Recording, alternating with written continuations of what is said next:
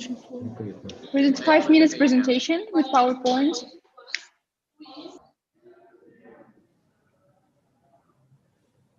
Yeah, can you see this?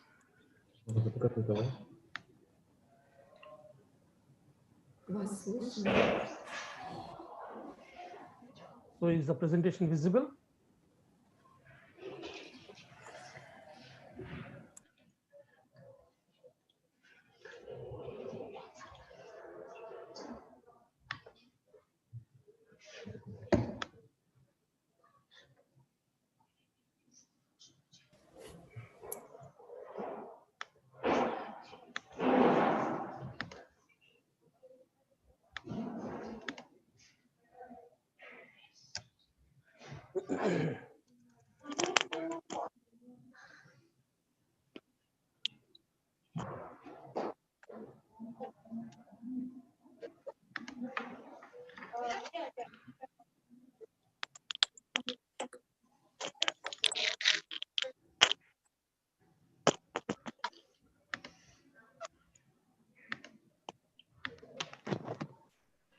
Can you see the presentation?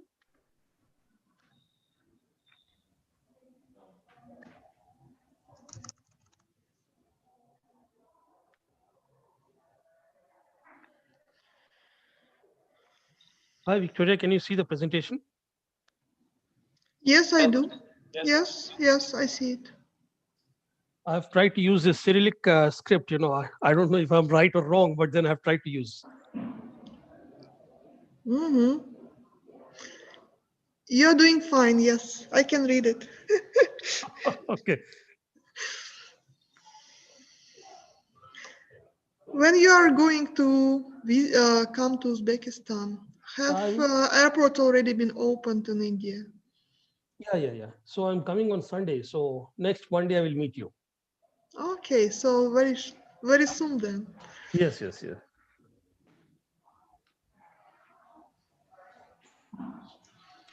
Если неделю, да, как есть, вот так и перевелись, и чтобы он должен был в курсе.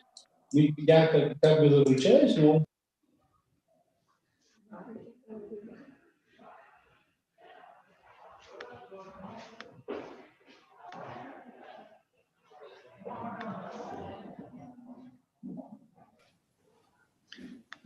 So most of our participants are team members, staff, and students.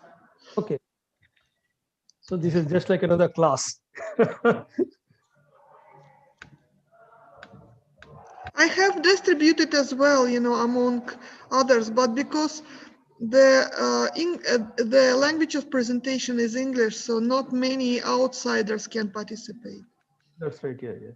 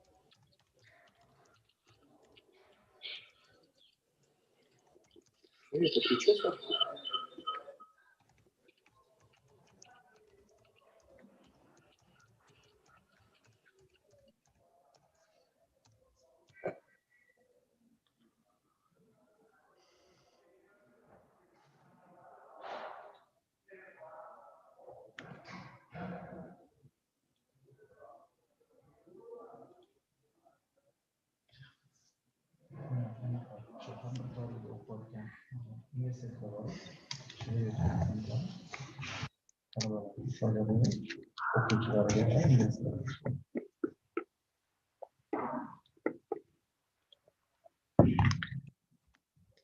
think that we have to start. Sure. If anybody will join us, I mean, Zioda would allow them to join, okay? Okay. So should I start? Yes, please. Okay. Shall I introduce you? Please, please. I want to introduce our distinctive colleague, Professor Praveen. We are really, I mean, lucky that Mr. Praveen and Dr. Praveen joined us at this university because he is the most active, intelligent, and thoughtful person. I mean, one of them. So he's going to present his own study about case study from India about empowering rural women entrepreneurs. So he has been conducted this study and the results are going to be presented now. Okay, please, Mr. Professor. Thank you so much, Victoria, for this. Good morning to all of you here. And Assalamu alaikum. A huge welcome to all of you that are attending and participating in this Global Entrepreneurship Week, which Team University is hosting along with our other sister universities in Uzbekistan. So in today's talk, I will be presenting a case study which of my own enterprise, of my own social enterprise back in India, which is trying to solve a rural problem, a bottom of the pyramid problem, if you may. So what started as an experiment about a year back has quickly begun taking shape and is now entrenching itself as a unique model to develop a sustainable community of determined women entrepreneurs. So, so what I will do is let me jump to the next slide. What exactly is the motivation for my social enterprise? So before I dive into the presentation, let me shed some light on what motivated me to set up the social enterprise. So personal background, I hail from a very small and very remote village in the hinterlands of Andhra Pradesh, which is a province in India. So I have witnessed firsthand the trials and tribulations of the rural people. Simple things that urban citizens take for granted, like running tap water or uninterrupted power supply, decent sanitation. These are all luxuries in the village where I was growing up. Well, thankfully, that has changed quite a lot now in the past 1 decade. But the basic problems of trouble-free living still remain. So farmers are always in a distress mode. Farmers are always in a distress mode. Okay, they are always neck deep in debts. Okay, debts to the government banks, debts to the cooperative banks, debt to the credit societies, and debt to the local merchant who they actually sell their farm produce to. So while the government intervenes from time to time to waive off all these debts, the bank debts, the merchant creditor, the one who actually offers credit, the merchant, they are unwilling to cut any kind of concessions for these farmers. So farmers are always troubled all through the day because they do not earn enough, and they drown in their sorrows. And how do they drown in their sorrows? They get drunk. They simply get drunk by the night. Okay, and they come back home, and this is a rural setting, So they come back home, they have to vent out their frustration. So who do they vent out their frustration on? The nicest punching bag for any farmer or for any rural person is his wife. So, so the wives actually get battered. They simply get battered for no fault of theirs, and it is a plight that is so heart wrenching. It is really heart wrenching for us to witness. It's really difficult for us to witness. So for years, I mean, I stayed in the village for years, and then I used to empathize with these rural women. I used to think that whenever I will get an opportunity uh, to to be able to give back to them in some way or the other, I will do it. Okay, so for almost 2 decades, I was actually trying to figure out a way to give back to them in some form or the other to uplift them. Okay, so so that was the personal side. Then the professional background, yeah, this also motivated me quite a lot. I have worked for 2 decades in various industries like IT, media, entertainment, consulting, higher education, research. But most of these jobs had nothing to do with setting up my interaction with the rural population. Okay, I have always kind of catered to urban and international clients, and for 15 years of my work life, I had nothing to do with rural populace. Okay, so later I became an entrepreneur, and as part of my job, I would actually visit a lot of clients, predominantly in the higher education sector. I mean, some universities, some B schools, and most of these B schools and universities would be located in the second tier or third tier, three-tier towns. I mean, metros can accommodate only a little number of universities, right? And you know that India is a vast, vast country. Okay, there are over 950 universities and about 40,000 colleges. Am I going fast? Let me just check because someone is dinging me. Just 1 second. I have to figure out if I'm going too fast. Someone has sent me a chat message, I guess. Yeah. Okay. Good. Sorry for this. I always speak too fast, and then someone dings me and says that, well, you're talking too fast. You have to slow down because they're unable to understand it. That becomes a big issue for me. Yeah. So what I was saying is, India is a huge, huge country. It's a vast country. About 950 universities, 40,000 plus colleges, catering to roughly about 3 million students every single year. Can you imagine the population of Uzbekistan and the number of students who actually get out of the higher education system every year from India? I mean, you can imagine the magnitude. So these universities and B schools and engineering schools, they throw out roughly about 3 million students every year and at different kinds of level 4, level 5, level 6 degrees. Okay. And a large majority of these universities operate from the smaller towns. So whenever I visit my client universities, I would pass by the rural locations to reach those universities. And and I realized that, I mean, the world hasn't changed much in the past 15 years that I left my village. Okay, so I realized that the urge to give back to the rural population has started rekindling itself. So the more I kept traveling to my client locations, the more I was getting enamored with the thought of helping uplift the rural population. So the third motivation is I have a very deep empathy for the underprivileged people. My grandfather was a philanthropist, a social worker, if you may, and a very respected politician during his. So as a child, I would actually see him deeply moved by the plight of the poor. I mean, poor would come to him and he would be deeply moved, Struggling and with speed. he would Thank you feed for the anyone that facility. came to his Praveen, house. I'm taking notes. Please slow down. I'm sure.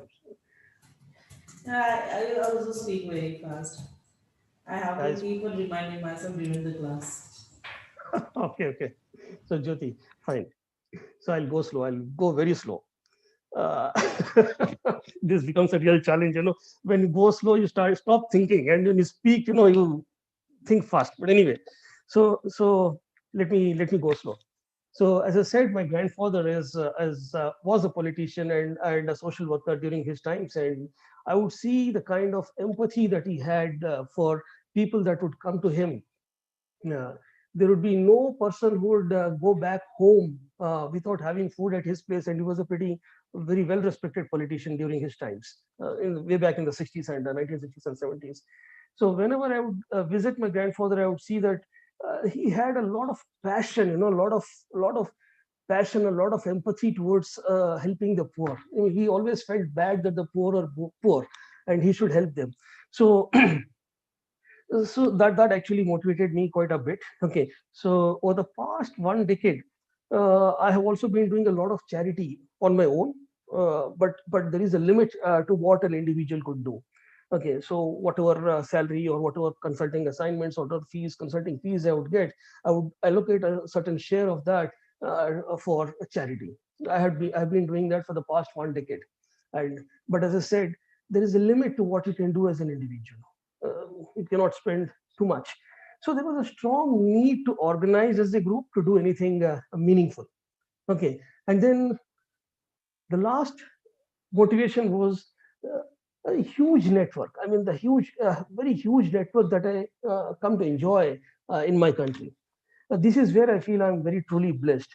So over the past 2 decades, I mean, I have built a huge network of like-minded professionals across the country, like people that share the same kind of passion as me in helping the underprivileged. And my alma mater, where I did my PhD studies from, is a globally reputed institution that has produced some incredible alumni, really big alumni.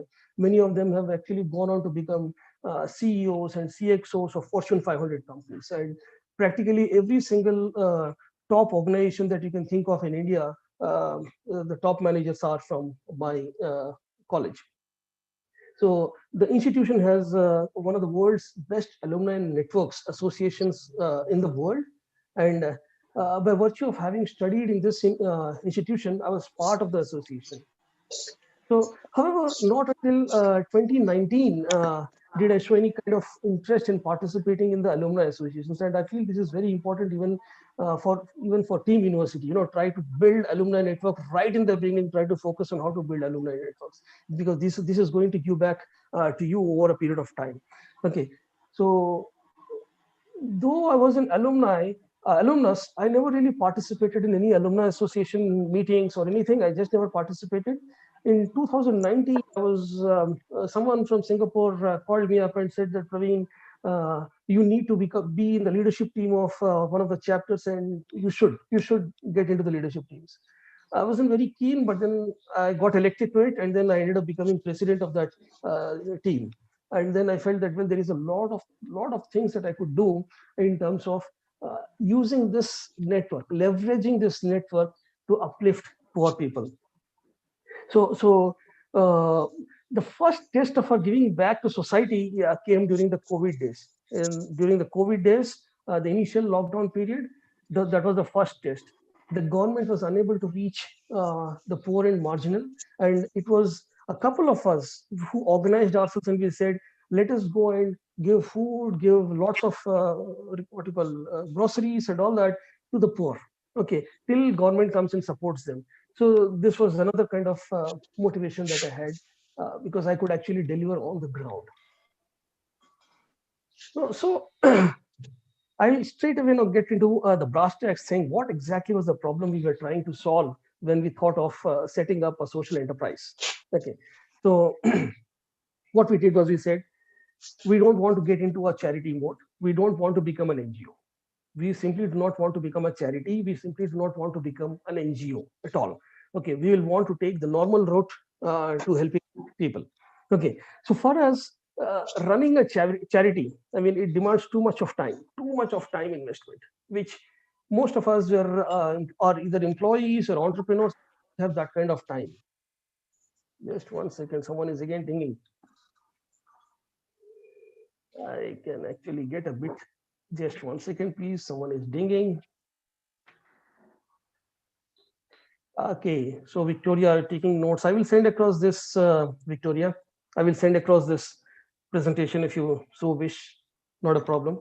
I'm going to do the summary of the day. So I'm going to provide the summary of all presentation. Therefore, I'm taking notes, just, Okay. I mean, to include it into the summary of the day and of the week, okay? Thank you so much. Thank you.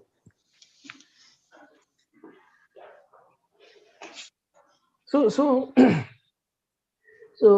it was practically impossible for us people that are entrepreneurs, or people that are already working in senior positions in organizations, to take out time and run a charity. Running a charity is not a small thing. You need to have a lot of time commitment, a lot of effort commitment, which none of us were willing to offer. What we said is, we should set up the engine and then let the train run on its own. How do we set up the engine? This was a huge challenge for us. And who are those constituencies that we are going to support? This was a big question for us. And as I said, I mean, women were all obviously there in our mind.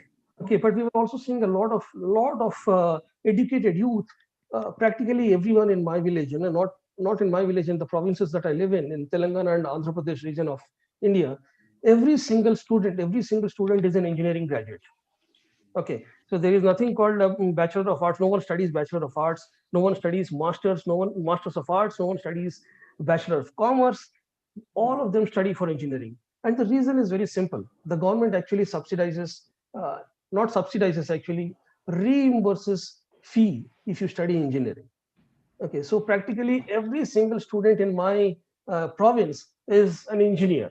But then when they get into the schools and they learn engineering, they don't actually have the right skills. 4 years down the line, when they get out into the employment funnel, they don't find jobs because they have not picked the right skills. So what do? They simply come back to their villages, and then they are neither good for farming because they have left farming, okay, and they are neither good for industry, okay. They are still riding on their parents and their efforts. So we said that we have to do something about these kids. They are educated. We have to help them find employment. And then we said there are farmers, and that is a major constituency for us. We said for us the concept for the farmers was very simple. We said we will work with both the independent farmers as well as the cooperative society farmers that have cooperatives. And we said if there are farmers that do not have cooperatives, we'll help them form cooperatives, informal cooperatives. So we then fall back on our network of technologists, agriculture companies, businessmen, and we ask them to volunteer to help us. Okay, so right from helping the farmers detect soil moisture level, okay, using the latest technology, to helping them predict yields, to connect them up with both downstream and as well as upstream partners at rock bottom rates, we help the farmers get better yields from their lands. Okay, so I wouldn't say we had great success with this model as yet, with the farmers model as yet. We are still new to the system, and it is extremely tough actually to break the resistance of the farmers. Farmers are extremely laid back, they don't really bother about anything because there are three ways in which they take loans, and uh, banks, the credit cooperative societies, and invariably banks and credit cooperative societies waive off all these loans when the political season starts. So there is only one loan that they have to keep managing, only one debt that they have to keep managing, and that debt is that of the merchant who they are obligated to. Okay, so we said, okay, fine, the farmers will take care over a period of time. And for the jobless youth, okay, we said the concept was pretty simple again. We leveraged our network, huge network that we have, and asked our friends that were holding top positions in top companies to look rural while hiring for positions in second tier cities. Okay, and our friends obliged. Our friends said, wonderful, we are ready to hire people from rural places. So we conducted job fairs, a lot of job fairs.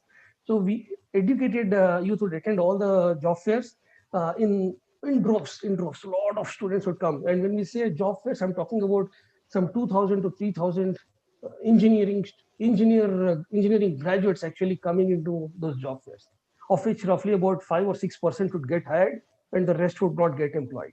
So what we would do is we take all this 95% who were not hired, we would send them to a skill development institute, which again was funded by us. And we asked the skill development institutes to skill them, reskill them. And in the next job fair, these kids were again asked to come back and reapply for positions. So, so this was with the educated youth. But the most interesting part that I would want to discuss is that of the women. Is that of women. And this is exactly where I feel that we have actually nailed the entire model. Okay, what we said was we need to figure out those women who have that enterprise, who have that ability to be able to go and do business. Okay, so actually we actually struck a gold mine very unwittingly. In rural areas, girls get married quite early in their life. Okay, in places like ours, I mean, roughly about between the time they're 18 and 20, they get married, and once they get married, they go to their husband's village. Some girls are extraordinarily enterprising, and probably some are even better educated than their husbands. Okay, but then we live in a patriarchal society. I mean, all of you know that. I mean, Asian countries are pretty much patriarchal in nature. So even if the girl is really smart, she has to listen to her husband, even if the husband does not have enough brains. And so over a period of time, these girls actually they lose their initiative, they lose their enterprise, they dumb themselves down completely, and when they have one or two kids, they become good for nothing. I mean, they simply lose hope from their lives. One, they lose hope from their lives. Two, they have kids they have to take care of. Three, the husbands would get drunk and beat them up. So it's a frustrating life for these women. So, and none of them have money in their hands. They don't have money in their hands. So what we decided is, how is it that we can put some money into their hands so that they can become financially independent? And once they become financially independent, they will be able to stand up for their rights. And if they are able to stand up for their rights, they will be talking about how life has to uplift itself. Okay, so we thought about this, and this is where we felt that as a social enterprise, we could chip in and help them. So first two steps, I mean, we said we have to identify women entrepreneurs, and the second thing is we have to identify products. So what exactly does this mean? So the first step was to identify those women that had some spark of entrepreneurship, some spark of entrepreneurship. No, see, villages can be pretty deceptive. Villages actually can be pretty deceptive. Uh, a woman that is bubbling with lots of enthusiasm today could hide in a shell tomorrow. I mean, that's how the villages operate. So no 2 days are the same. So what I did was I said, we need to observe those women, okay, very consistently for a long period of time and figure out who among these women display consistent entrepreneurial behavior or consistent enterprising behavior. It took us a lot of time. It took us a lot of time to identify those kind of people. So during my trips to the universities and B schools, while I would pass by, I would stay back in the villages and then talk to them, identify, and try to understand their needs and all that. I would try to identify those 10 or 15 females who had that enterprising spirit. But then I would also leave one or two people there in the village and ask them to keep observing those ladies for a longer period of time. So finally, we were able to round up 15 women who displayed extraordinary enthusiasm to become entrepreneurs. We identified 15 ladies. Now, what we did was, and all this, out of all these 15 ladies, just one had a level 4 diploma. The rest were not even school pass outs. They did not even graduate out of schools. 14 of them did not graduate out of schools. Only one had a level 4 diploma. So what we did was, over a couple of trips, I started interacting with these 15 ladies. And then I told them that, well, we will provide you opportunities to make money. You will have a lot of opportunities to grow, uplift your life and all that. Okay. And obviously, a couple of ladies actually got scared. One is dreaming of doing something big. Another is when the rubber meets the road, being able to do things. Okay. So out of 15, seven have actually what you call said, no, we will not be able to do what you are thinking of. Okay. We have that enterprise, but then we have kids also to take care of.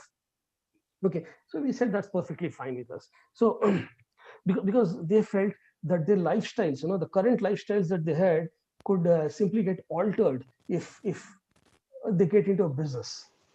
They were pretty much okay with their husbands coming, beating them, and they're taking care of their kids and all that, but they did not want to alter the lifestyles.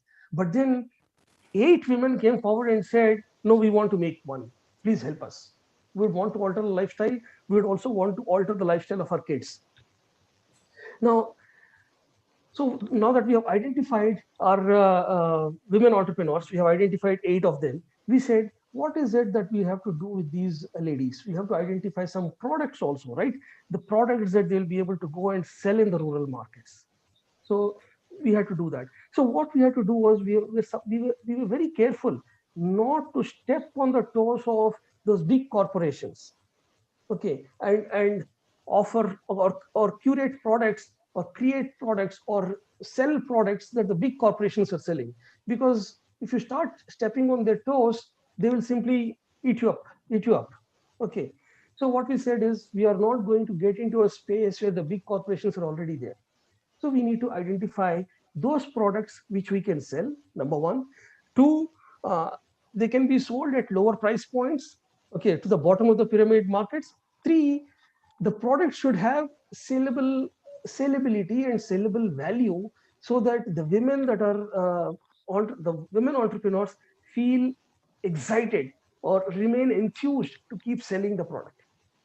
Okay, so this is where an idea struck. Okay, we said the average. We said, okay, these women, what do the women like? Women like to look good, right? All women like to look good. So we said cosmetics could be a nice area which we could get into. But then there were a lot of over-the-counter products that are offered in rural markets. Okay, people could go and buy a face cream, or they could buy shampoo from the local shops. So what we said was, this is good, but why is it that women go to beauty salons? Why is it that women go to beauty salons?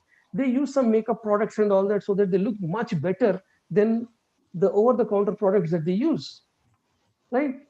So what we said was, we need to get into this cosmetic segment where while the grocery stores sell small stuff, but when we're talking about facial scrubs, we're talking about creams, we're talking about bleaches, these are not commonly available. So, and rural women, unlike their urban counterparts, are not addicted to salons. Probably most women actually don't even know that beauty salons usually exist in urban markets. Okay, so we found that gap. We seriously found that gap. So we thought we should be able to bring in a social change with the message of beauty. Okay, so we had to quickly find a good cosmetics manufacturer who could actually buy our idea of social change. So, I mean, all of your entrepreneurs here or budding entrepreneurs, all of you will actually do a lot of business plan and all that stuff going forward. I mean, you will do a lot of writing on business stuff, business plans, business charts and all that. But what we did was, we said we don't want to get into a business plan. We don't want to do business charts. We don't want to do an estimate of P&L accounts, and we don't want to do product sales forecast, etc., so on and so forth. We did not have enough time for that. We said, we're all senior executives. All of us have some amount of gut feeling. So let us use this gut feeling and let us assume that this cosmetics might work in the rural market. So, I mean, most often than not, as entrepreneurs, you're always pressed to take quick decisions. You always have the challenge to make quick decisions. And I feel as you mature as an entrepreneur, your decision making becomes sharper and more agile. Okay, primarily because you've had so much of exposure behind you, and that is exactly what we had.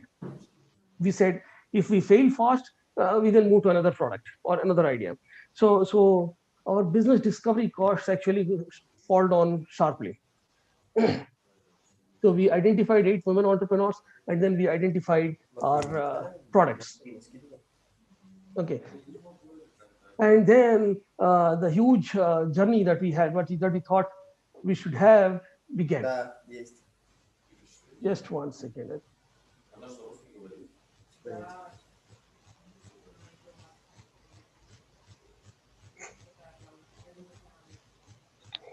Yeah, so here it is.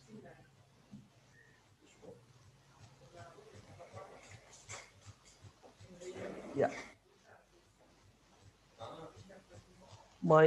So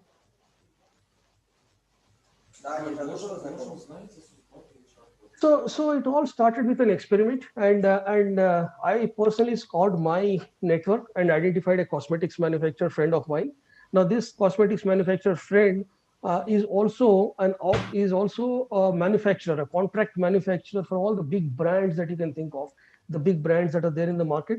So obviously his quality assurance processes were really strong, his quality processes are very strong.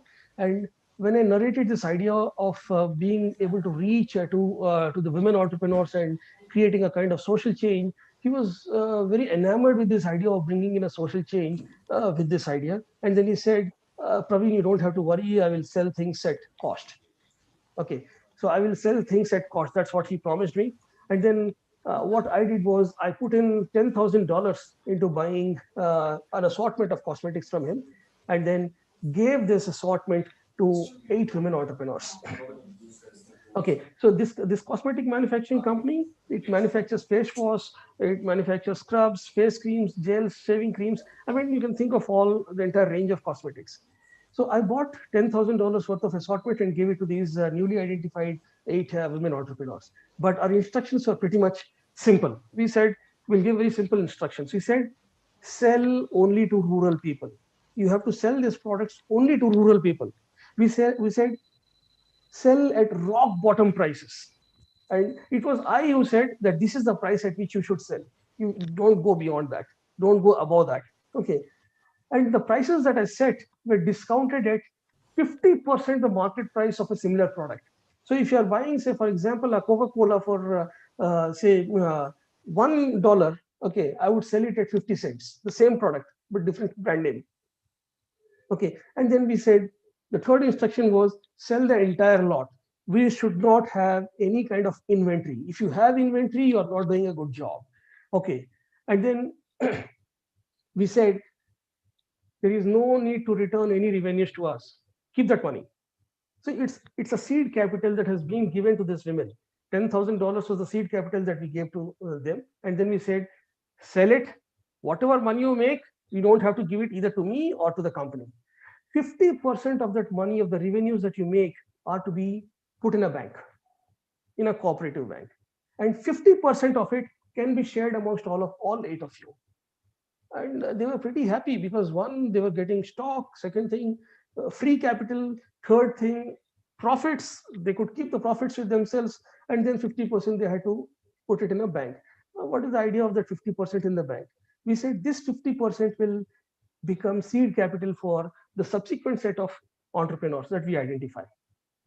Okay, so what we said was these eight women will have to go and identify newer entrepreneurs, onboard them, and then give money to them.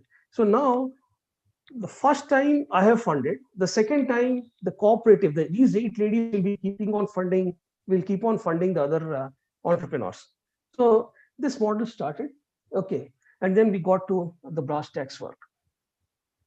I mean, the start was amazingly good. I mean, interestingly, I mean, if you look at the time frame in which we sold all the $10,000 worth of stock, within less than 2 months, we sold the entire pile, all the inventory. Okay, and that's a huge plus because even established companies in India, in the smaller rural pockets, they're unable to establish such kind of sturdy supply chain and distribution. They're unable to sell that kind of, I mean, these kind of products at that level. Okay, in that volume.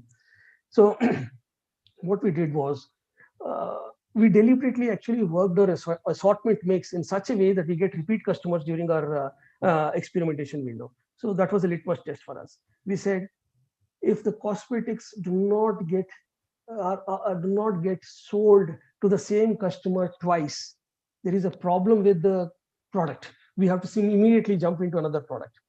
So that is a litmus test. So for example, some customer has come and bought a cosmetic, some shampoo or something, and the person does not come back to the product, or the market is not yet ready for it.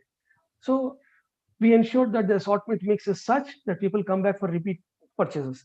And fortunately for us, it has really worked very, very well. There were repeat purchases, which validated our idea of getting into this cosmetics business. Okay, and the rural people knew that they were paying peanuts, literally peanuts for the products. If they would buy the same things elsewhere, they would pay quite a lot of money. Okay, so what we did was we started educating the rural women on how beauty products could actually help them build confidence. So if you look at the model, we have not done kind of push marketing. We have not done push marketing. We have not done any pamphlets and brochures and all that. We simply went into the market, attacked the market, and we were educating the market alongside. So we had a product to back when the demand arises. Okay, so what we said to the women folk is, one, we said, look, you have the right to look beautiful, and you have the right to a good makeup every single day. That was the first point that we said. And no one is stopping you from looking like a TV star. I mean, every day you can look like a TV star, and wouldn't you want to look fresh, beautiful, and nice every single day? I mean, that actually struck a chord with a lot of rural females, because they never considered themselves as beautiful, or they never considered themselves as good looking or something like that. So This was the first point. The second point we said is, we know that the prices of cosmetics are exorbitant in the market, and that is precisely why you're not buying cosmetics. Even a small face cream, they would be shy of buying because the prices are pretty high. So what we said was, the second thing is, we said, we'll offer this products to you at 50 to 60% lesser than the market price. And you know what that means? Now, this is a spiel. You know what that means? It means that you get a month's worth of supplies for less than what your husband drinks away in a day. It was a mind opener for them. We said, your husbands drink away X amount of money every single day, consume alcohol of X amount for every single day, and that is enough for you to sustain for a whole month. And you can look beautiful. Okay. And still there were some females who were not very, they did not understand. Then we told them that, listen, your 1 kg of chicken, what is the price of 1 kg of chicken? They said this much.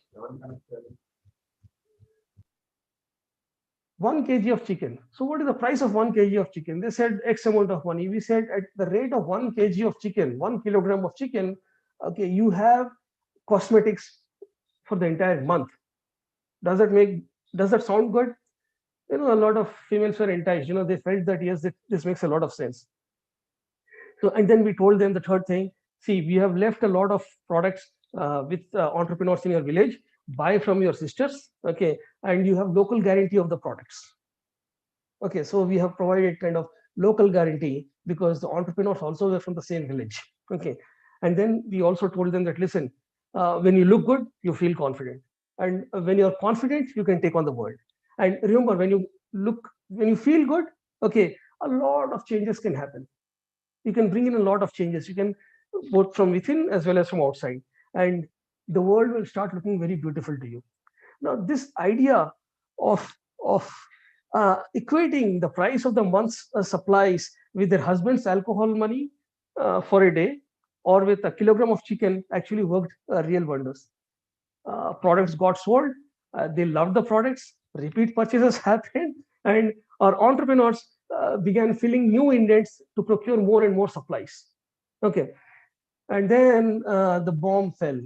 The COVID lockdown started. The country went into a COVID lockdown. While we did not lose money on our products, we lost on the momentum that we created. We created a lot of momentum, we lost the momentum. And our supplier had to shut his manufacturing unit as he was in a containment zone. Our distribution team had to stop supplies because they were also in containment zone. So everything simply got closed. So for the next 6 months, we went without making a penny. There was no income, there was no outflow. And we were not losing any money. We were not losing any money. We were not burning any money. Okay. So meanwhile, what happened was, these 8 ladies, they ended up identifying 22 new members. Okay, 22 more women entrepreneurs, and today we have a total of 30 women entrepreneurs. Now, these new members that have joined us have been given seed capital from the bank money. So 8 people, the first money went to them. The first money that went to them, they put 50% in the bank. Now this 50% has become seed capital for the next 22 people. Now these 22 people have joined us, and 22 plus 8, 30. These 30 people, whatever business they do, okay, 20% of their profits will actually go back into the bank. So that is their commitment. That is their commitment to seed entrepreneurship in rural places. So, so net, all that I had to do was kickstart the operations and put the first investment in place without any expectations. The profit pledging model, if you look at the profit pledging model that we created, now becomes a capital for the future set of entrepreneurs. So we have set the engine in motion, and the train keeps running on its own with a lot of enterprise shown by our women associates or women entrepreneurs. So in a nutshell, we try to kind of create a pull market rather than a push for our products in the market. Okay. So, and obviously we are supported by a vast network of like-minded entrepreneurs, social activists, social workers, corporations, and a lot of organizations. But what are the big challenges? So see, it is very important for us to understand. I mean, social enterprise actually succeeds. Social enterprise, or for that matter, any entrepreneurial platforms that you create, they succeed when the entrepreneur manages uh, all the sides. It's a multi-sided kind of activity. The entrepreneur should be able to understand the needs of the market, should be able to generate demand, and also should ensure that supply side is created. Demand is created, supply is created. So the entrepreneur has to work on both the supply as well as the demand ends. Uh, uh, uh, uh, unlike only when we do this, when you're looking at both the supply side as well as the demand side, that is only when you can actually accelerate your business's what you call revenue making ability. Okay. So unlike a product manufacturer, say for example, you're a product manufacturer, you have a product, then you do your marketing collaterals, you do a little bit of promotion, and then you're able to sell your product. We are not product manufacturers. We are just a nobody. We were getting products from outside. We are generating demands from the markets, and then we were doing a matchmaking for them at substantially lower rates for the producers and substantial lower prices for the customers. So, so the challenge is to generate demand and fulfill the demand, and then most importantly, the biggest challenge that I have faced is identifying the right kind of suppliers. The day my supplier actually went and closed his manufacturing unit, I did not know what to do. I had to immediately pull a lot of strings, call a lot of people, and they'll say that, well, my supplier has gone dead. He's closed his shop. Okay, can you tell me where exactly can I get supplies from? Because if there is no consistency, if there is no continuity in supply of products, that market or the value or the market for that product will simply evaporate. It will simply evaporate. So how will you help? How will you ensure consistency? So you have to ensure that we have had our learning. I think this is the learning most of us as entrepreneurs can always have, that you need to always hedge your suppliers. You need to have backup suppliers with you.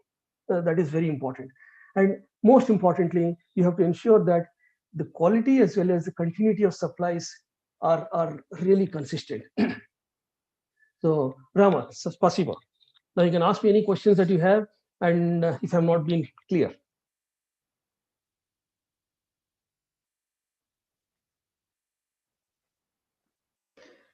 Please ask the question. So the best way to ask the question is to write in a chat room. Yes.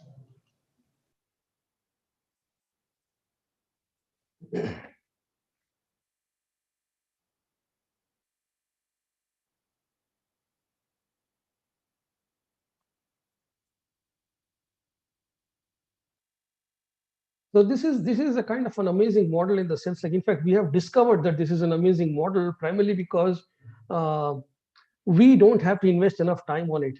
We just have to set up. We have to start the process and allow the women entrepreneurs to run it by themselves. So what was our outflow? Our outflow is just about $10,000, and that was our commitment to the society. Yes, all those are those 30 women from India. Yes, all of them are from India, and all of them are from just two provinces of India. We have just started. So yes. Are you going to continue with this project? Yes, of course. This project is already going on, and my presence or absence simply does not matter for this project, because everything that has to be put into this project has already been put. It is a self-sustaining, what you call, train. I mean, I have already dug a nice well and I have offered them water. Now they have to pull water, draw water, and drink. That's the thing.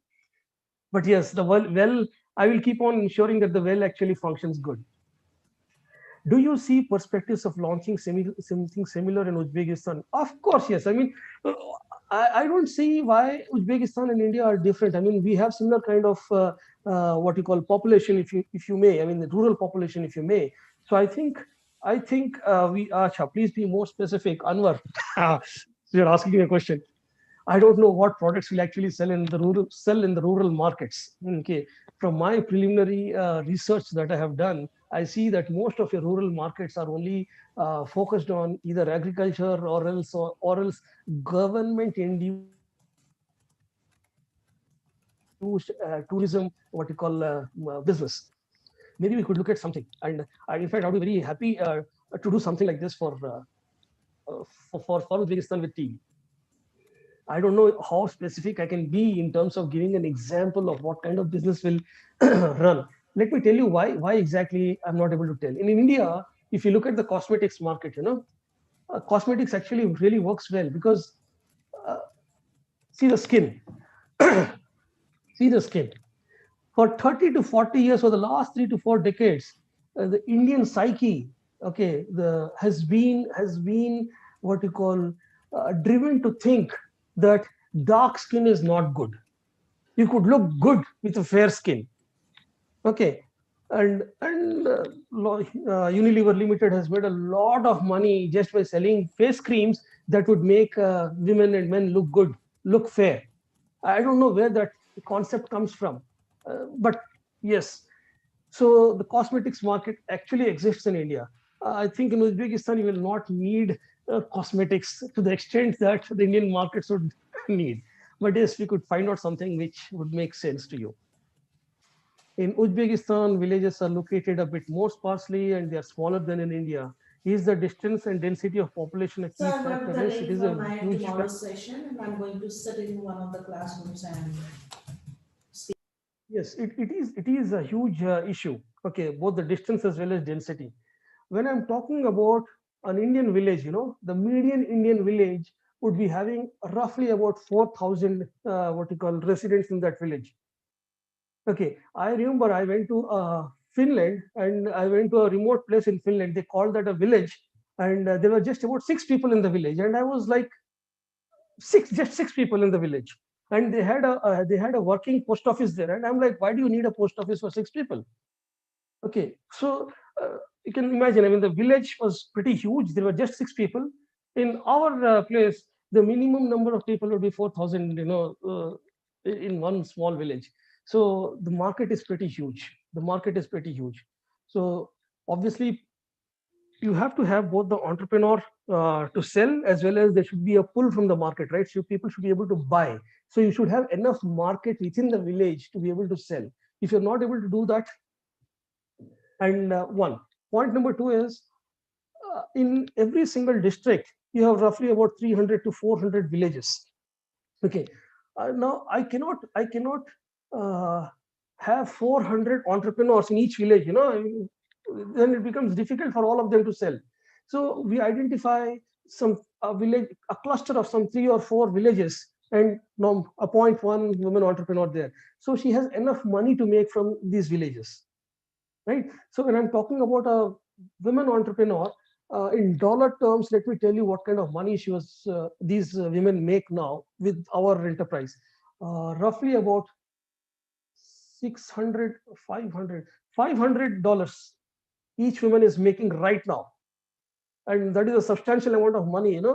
So, and if I appoint or nominate more number of women associates in the same village, then they will not make enough money, they will not be enthused, they will lose their excitement, and then the whole thing collapses.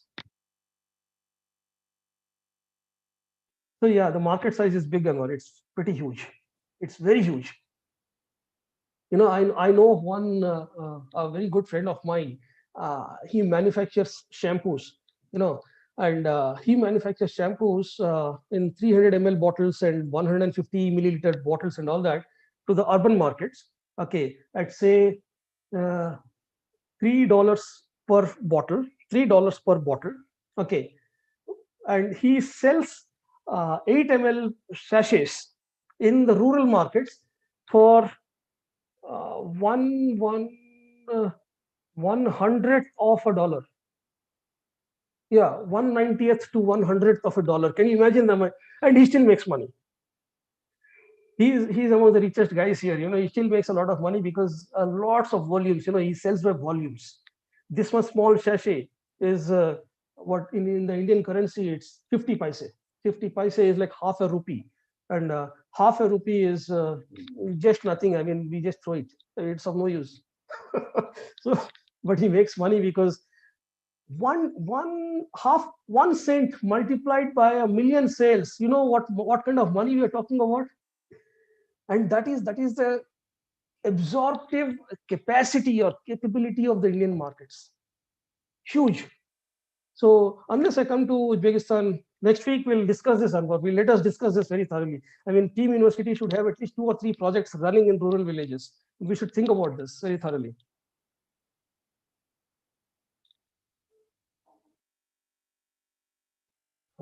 Do you have other nationalities? No, we don't have at this point in time. This is just an experiment for us, and it was the whole idea was to check out how to give back to the society. See, most of us back here, at least I have studied on taxpayers' money for a substantial part of my life. So I want to give back to the society in some way or other. I mean, to help back the society. So for quite a long time, for almost 2 decades, I've been thinking about how to give back to the society, but there were either you can say that I did not have enough opportunities, or else I was blind enough not to see the opportunities that were there to give back. But then today I'm in a situation or a station or a position where I feel that there is an opportunity for me to give back. So try to do something in this through this social enterprise. I'm looking for questions from the students.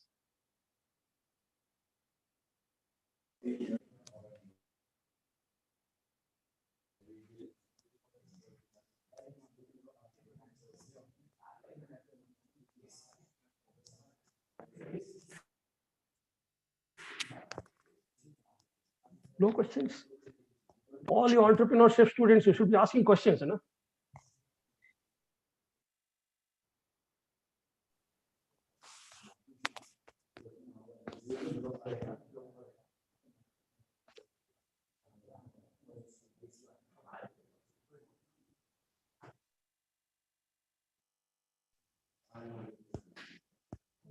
So this is on YouTube, right? So obviously you have to ask questions, you know. Ask. You ask a question, we'll tag you on YouTube. So your friends will get to know that you have participated.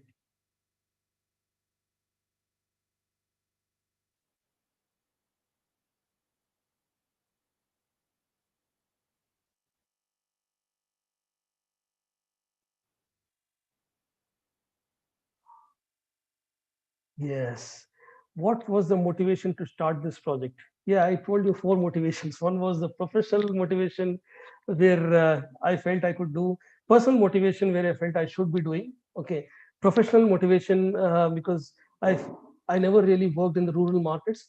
Mostly my clients have been either domestic or international clients. So I wanted to do something.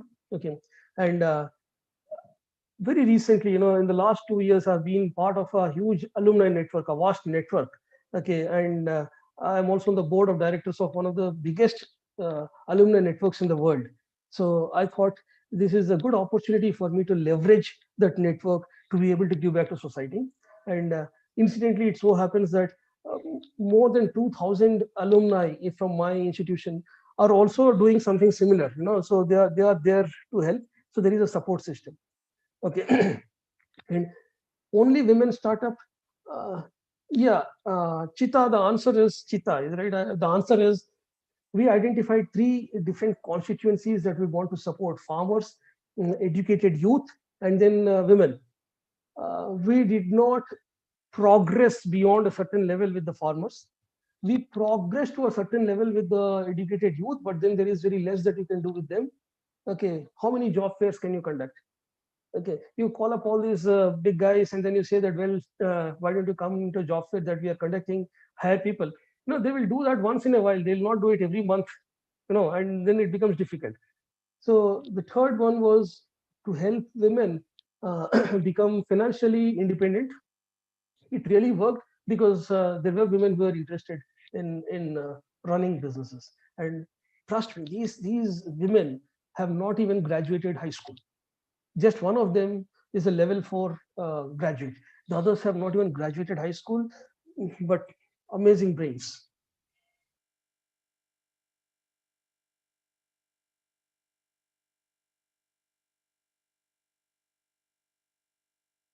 So in a way, I'm trying to tell. In a way, I participate quite a lot in academia-related, education-related events in India, in lots of debates, education-related debates, where I keep telling universities that you cannot teach theory and expect the students to go and apply it in the market.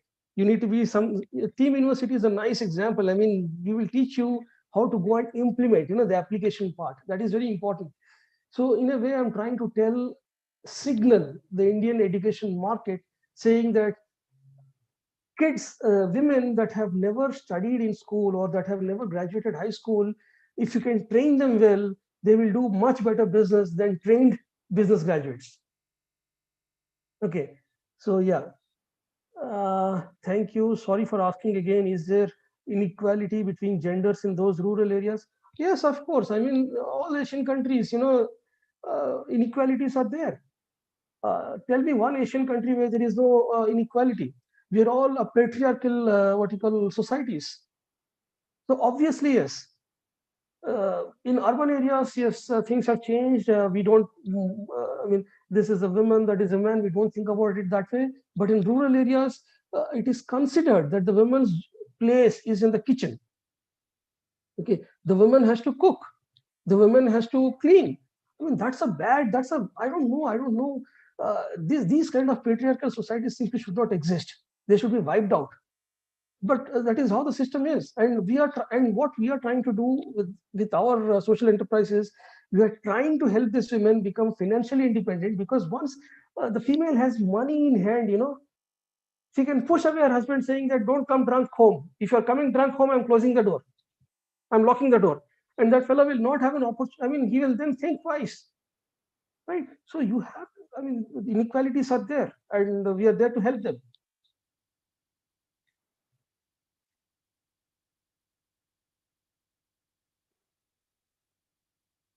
So only one cheetah is asking all the questions, is it? No other members?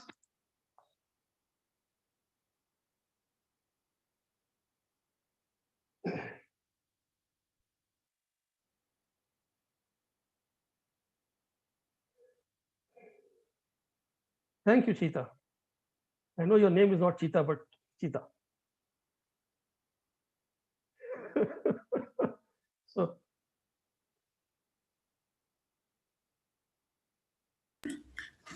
Probably she's from Chita. Chita in there is a city in Russia. okay. So she is Shaklo in Uzbek. Okay, Shaklo. No, sorry, it's my nickname, Cheetah. I just took, Okay. yeah, my real name is Shahlo from Tashkent.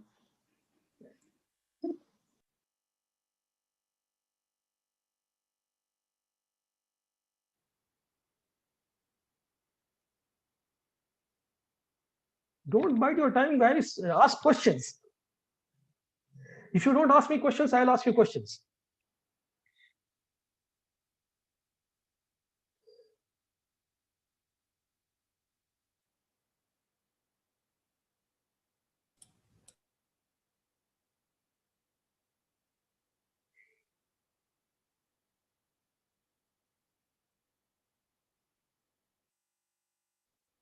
So just to add to this, I mean, I what do I say? I'm also a management consultant or innovation consultant, and okay, now the question has come. So good. Is there any example of male entrepreneurship program? There are. Okay, now how do I tell you? There are lots and lots and lots of programs for male entrepreneurs on one hand, and in fact, every single day. I mean, I am again part of one VC community, a venture capital community back here, where we evaluate lots of ideas and all that. There are lots of male entrepreneurship programs, and in fact, you don't even have to say it's a male entrepreneurship program. The moment you have an entrepreneurship program, lots of males would flock, because that they males, they feel that programs like this will help them make money. Okay, so every single university in India has an incubator nowadays. Okay, and I'm talking about 950 universities, more than 950 universities. Practically half of them have properly functional incubators. Okay, so and most of these incubators are actually populated by male students. Okay, so that's there. And outside of the incubators, you have a lot of VC driven. I mean, a community of VCs are there that do something like Y Combinator. If you know Y Combinator, it's a US based what you call funding agency. Okay, so lots of venture capitalists have come together, and then they said they have their own venture evaluation mechanisms. Okay, and they create programs. In fact, a very close friend of mine runs a male entrepreneurship program where every single week, I mean, every Saturday, they have a master lecture on entrepreneurship. It's a 1 year program that they run. Towards the end of the year, the students will be, not just the students, it could be anyone, you and me, and if anyone of any age, we should be in a position to be able to launch a business, and they will help. So lots of programs are there. I assume there are millions of startups by men in India. Yes, your assumption is correct, Shaklo. You're right. Uh, I would say, yes, there are millions of startups. 99% of them fail in the first 1 year. And that is fair enough. I mean, you eventually end up succeeding after 3 or 4 ventures. Okay, by that time, you would have known a lot of things. Do you see these small entrepreneurship entities gradually growing to large companies? Now this is a big question, Anwar. I mean, yes, these small entities, a couple of small entities have actually become very big in India. Say, for example, there is this example of Flipkart. Uh, Flipkart again is by a group of friends I know, and when they started selling books, these are two young people that started selling books. They were from Amazon. They quit Amazon and then they started selling books.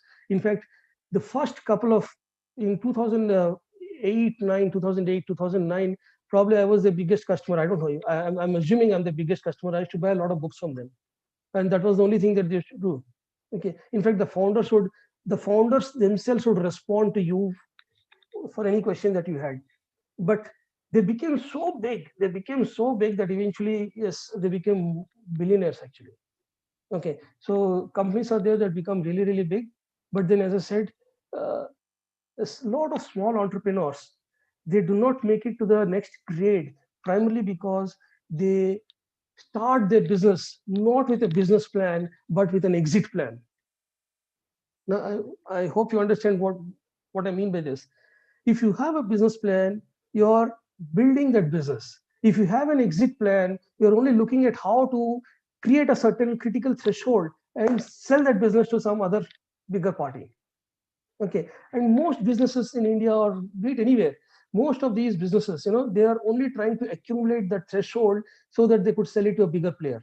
Okay, and that in my opinion is not entrepreneurship. That is just like being a rental broker. I've been interacting with a lot of brokers nowadays in Uzbekistan to find out a flat for myself, an apartment for myself. All that they're doing is just trying to mix and match, and then they'll get out. So you're trying to be a broker. Okay, you're not building a business, right?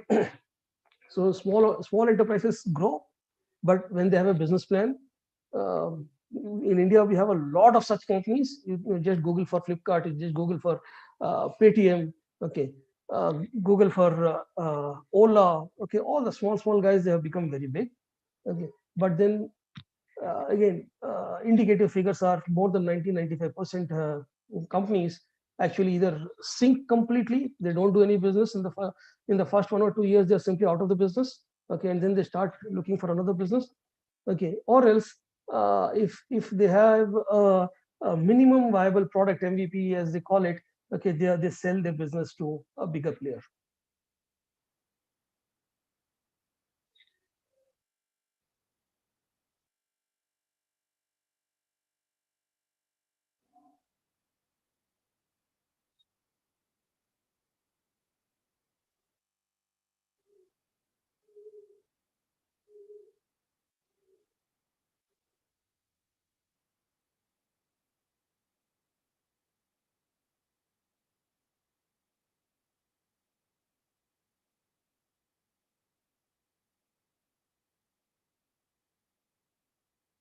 Thank you so much.